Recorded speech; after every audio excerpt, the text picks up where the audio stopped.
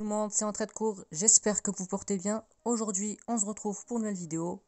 On va voir des petites formules pour les vecteurs, du genre calculer les coordonnées d'un vecteur, calculer les coordonnées d'un point si on connaît trois autres points et si c'est un parallélogramme, calculer le milieu d'un segment et la dernière partie, on va pas la faire aujourd'hui.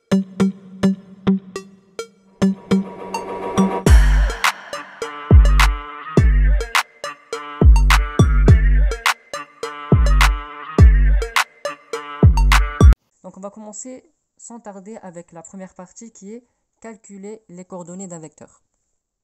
On va prendre un exemple, on veut les coordonnées du vecteur AB. Le vecteur AB, pour trouver ses coordonnées, on va tout simplement faire les coordonnées de B moins les coordonnées du point A. Donc on aura du XB moins XA qui va nous donner le XAB. Et comme on sait que les X, c'est les abscisses, donc on va faire l'abscisse de B moins l'abscisse du point A, et ça va nous donner l'abscisse du point AB. Pareil pour les ordonnées, on va faire YB moins YA. Donc ça, c'est souvent des petites questions qui peuvent vous tomber lors des évaluations en mathématiques. Des fois, on vous demande les coordonnées. C'est des questions, je ne veux pas dire bêtes, mais des questions qui sont plutôt simples. Donc il serait mieux de connaître les formules, parce qu'en fait, c'est un truc qui se fait facilement. Il suffit juste de connaître la méthode. Maintenant, on va voir si on vous demande de calculer le milieu d'un segment. Donc soit M, qui est un point et qui est le milieu du segment AB, on veut du coup trouver les coordonnées, enfin calculer plutôt, oui, les coordonnées du point M. Donc pour savoir ces coordonnées, on a dit qu'il fallait connaître, il faut chercher en fait ses abscisses et ses ordonnées. Donc les abscisses c'est les X et les ordonnées c'est les Y. Pour trouver par exemple déjà, pour commencer, les abscisses de M, donc le X de M, on va faire l'abscisse de A plus l'abscisse de B divisé par 2. Donc XA plus XB divisé par 2. Même technique pour les ordonnées, ym est égal à ya plus yb divisé par 2. Donc pareil, ça c'est encore des questions qui peuvent tomber lors des évaluations pour les vecteurs, etc. C'est encore des questions qui sont plutôt simples. Il suffit juste de connaître la formule. Xm est égal à xa plus xb divisé par 2. Maintenant, on va voir si on vous demande par exemple de calculer les coordonnées d'un point en sachant que vous connaissez trois autres points et si vous êtes dans un parallélogramme. Là, il n'y a pas de S dans un parallélogramme. Admettons que là, par exemple, vous connaissez les coordonnées de deux points, du coup, ça forme un vecteur. Vous connaissez, par exemple, on va dire, les points D et C et le point B. Et je vais vous expliquer pourquoi. Des fois, dans les contrôles, ils vont vous faire, comme on va dire, pas des pièges, mais juste pour vous tester. Par exemple, ici, si vous avez déjà le vecteur DC, ça veut dire que vous n'avez plus besoin de le calculer. Vous n'avez pas besoin d'essayer de calculer comme on a dit tout à l'heure, xb moins xa, yb moins ya. Donc ici, ça serait quoi? Juste pour voir si vous connaissez maintenant la formule pour le DC. Si il vous demandait genre de le calculer, DC, on aurait fait yc moins yd, non, xc moins xd, point virgule, yc moins yd. On est d'accord? Là, ils vous ont donné moins de travail à faire. Ils vous ont déjà donné le vecteur DC. Donc vous avez DC qui est 6, 3. Et à B, par contre, ils vous ont donné que les coordonnées de quel point à votre avis? Mais du point B. Pourquoi on a dit que c'était xb moins xa, yb moins ya? Et là, on voit qu'il y a 4 moins xa et 2 moins ya. Ça veut dire que xb égale à 4 et yb égale à 2. Et là, le but, c'est de calculer le point A. Comment on fait?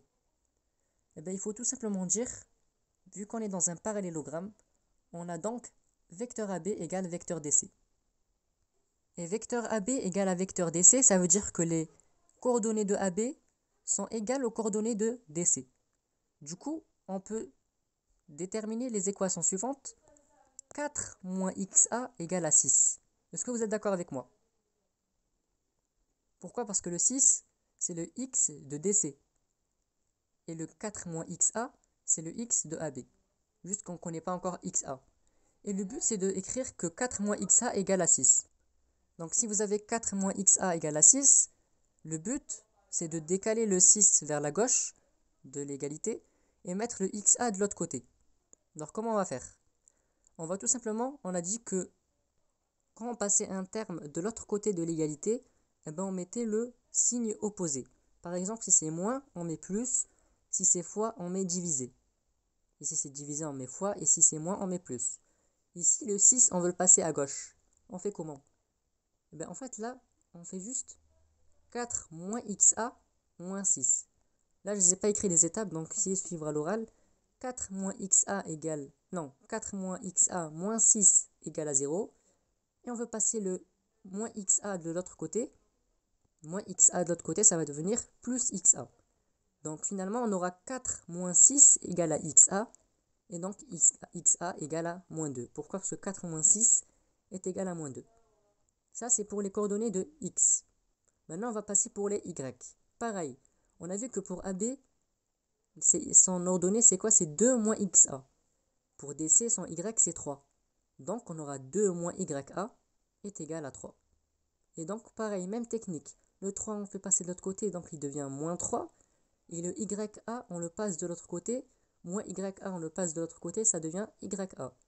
Donc, on aura ya est égal à 2 moins 3. Et 2 moins 3, ça fait moins 1. Et donc, on a ya égale à moins 1.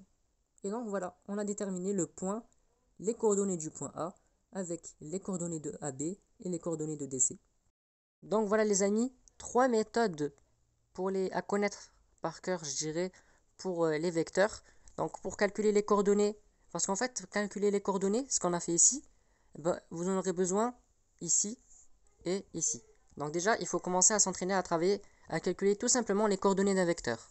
Coordonnées d'un vecteur, on a dit que c'était xb moins xa, yb moins ya. Ensuite, c'est possible qu'on vous demande de calculer le milieu d'un segment, les coordonnées d'un milieu de segment. Donc là, je me suis trompé, c'est pas calculer le milieu, mais plutôt calculer les coordonnées d'un milieu. Et bien pareil, il faut faire xa plus xb divisé par 2, ya plus yb divisé par 2 pour trouver le point M qui est le milieu de AB. Pour calculer les coordonnées d'un point, si on connaît 3 autres, donc ici on connaissait quoi comme point? On connaissait le point B, le point D, le point C. Et donc on cherchait le point A. Mais cette technique, on peut l'utiliser si on est dans le cas d'un parallélogramme. Ok? Pourquoi? Parce que quand on a un parallélogramme, on pourra dire que AB, vecteur AB, égale à vecteur DC. Et donc on pourra créer ces égalités qui sont des égalités de coordonnées. Les coordonnées de x AB, c'est les mêmes que les coordonnées de x de DC. Pareil pour les y. Et donc finalement on pourra trouver xa et on pourra trouver ya. Donc voilà les amis, j'espère que cette vidéo vous sera utile.